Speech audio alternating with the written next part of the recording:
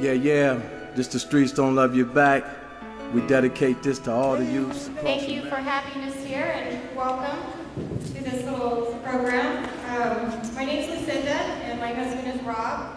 And before we do this little skit for you, I just want to let you know that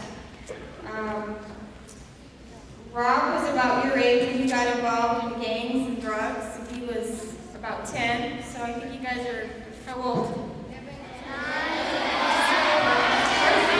me if you know what a gang member is.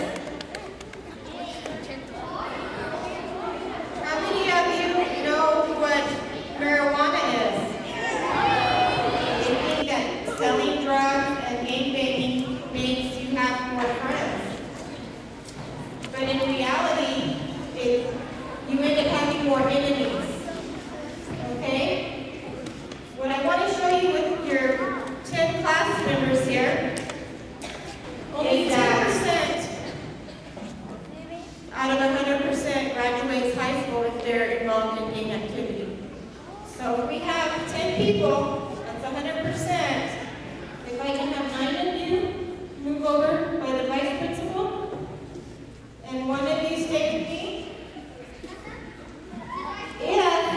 Just say for instance, because we know they're not going to do this, but let's just say if they were a gang member, if you were in a gang, 9 of them will not graduate from high school. Only 1 out of the 10 will. Okay? That's terrible, isn't it? Does that mean that 1 out of every 10 of you are not going to graduate high school? If you're in a gang and you're selling drugs, that's what's going to happen. Only 1 out of every 10 people. Okay? You'll either die or you'll either go to prison. So, thank you guys for your help.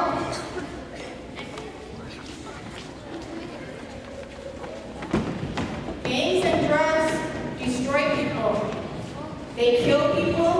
They break up families. They take fathers from their children and mothers from their children. And we're here to let you guys know that selling drugs is wrong and being in a gang is wrong. You guys all have a choice to make every day to say yes or no. And we're here to help you guys make the right decision because we want you to succeed. We want you to graduate from high school. We want you guys to have money and education and a nice car and a nice job.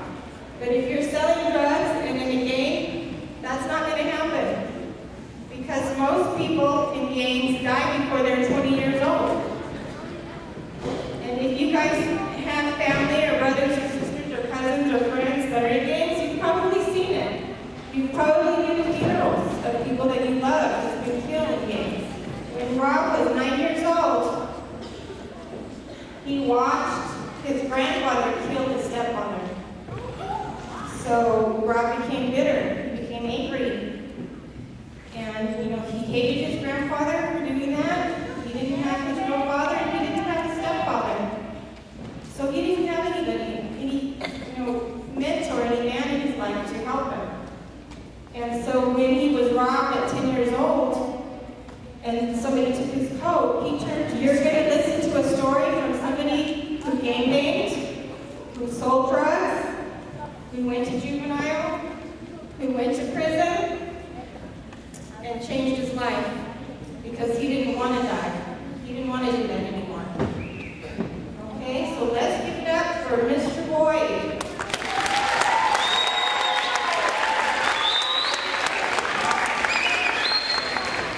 Hey, first of all, I want to say I thank God for giving me a second chance in my life to do the right thing with my life,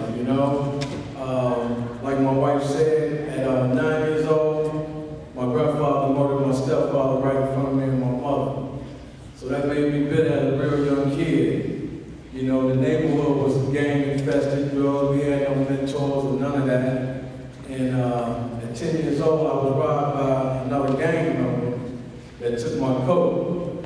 And from that point, I ran back to the neighborhood and told the older homeboys, and we went back and got my coat, but without had never seen no guns, none of that. So they say, I want to get your coat back. You got a pistol you got. You know, I'm 10 years old with a big 45 in my hand, you know? So that's when my life of crime and drugs began, you know? After that, I started selling drugs at 10 years old, gang banging. My first choice of drugs that I was selling was heroin, you know? And at that time, that was one of the worst drugs on the planet, you know? Gang infested became a life for me at that time, you know? Selling drugs became a life for me, thinking my homeboys was my homeboys, but in reality, down the stretch, your own homeboys turn on you, you know?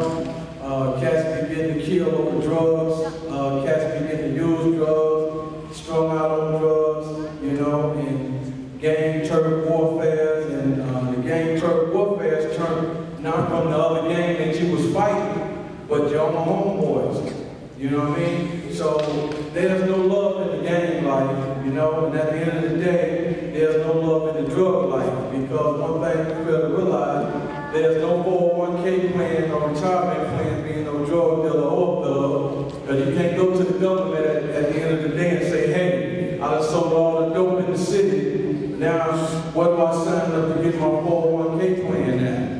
The 401k plan they got for you is the penitentiary, and that's the cage that they own. I want to commend y'all for being in school, and at a young age, you got mentors and you got people that's telling you and showing you the right way, you know? When I was coming up, we had no mentors, we had nobody showing us the right way. Every time I came out of my house, you know, guys selling drugs, guys gang banging, you got prostitutes on the corner, gunshots all night long. You know, so as time went on through my life, I had to learn that this is what the life I want to live, you know? So I started listening to people that can steer me in the right way, you know? And each one teach one. When you know right from wrong, it's your common duty to spread the message to someone else, to give them a real choice in life, you know? And once you know right from wrong, you got a choice to either do right or either do wrong. Because once you do wrong, we know it's a lot of bad go with that. Once you do right, it's a lot of important things go with that. You know, I wish someone would have told me the things that I'm telling y'all when I was y'all age, you know? I wouldn't have been out selling drugs, I wouldn't have been out gang banging, I wouldn't have been out messing my life up.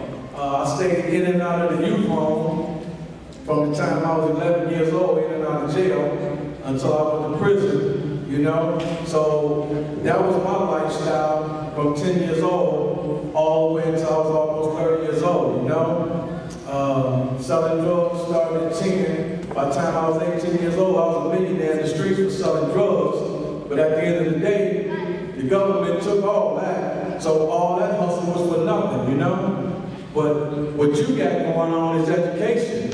And at the end of the day, the government, your homeboy, your homegirl, can't nobody take your education away from you, because that's something that's here. Nobody can take that from you. But materialistic things, guns, drugs, violence, all that can be took away from you, because once again, the government holds the key to every penitentiary in America, and they truly don't mind about it. You know, it's what makes things happen in life, you know? And the choice of people that you choose to hang around, that becomes your rise or your fall. So if you choose to hang out with people that's doing wrong, you ain't got to be the man or the woman who shot the gun. You ain't got to be the man or the woman who had the drugs. But if you're in that car with the people who doing wrong, you're going to penitentiary too. So you might as well have drugs in your own body. You know? So being around people that's doing wrong, that ain't the right choice. Education is what gets you out the ghetto. Education is what gets you out of poverty, you know? Now, if you want to stay in poverty and you want to stay trapped in your mind, be a gangbanger, be a thug. And I guarantee you that you'll realize down the stretch that that wasn't the life for you, you know? And I want to just ask everybody in here, how many people in here choose to do the right thing? Raise your hand. That's a good thing. Now, how many people choose to do the wrong thing and want to be a thug and thinking that they can get away with it? I love that. That clip right there was a homeboy that went and shot his own homeboy that both been So it ain't no love in no games, you feel me? It ain't no love in selling no dope or none of that, because like you see, your own homie that you think that's your man, he's coming to kill you, you know? So we want everybody to understand that education is what's happening, education is what gets you out the hood, education is what gets you whatever you need to be in life. Because without education, man, you don't even exist in this place we call home, you know?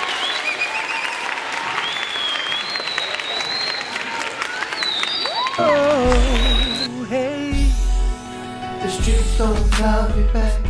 Out here grinding in a life of crime.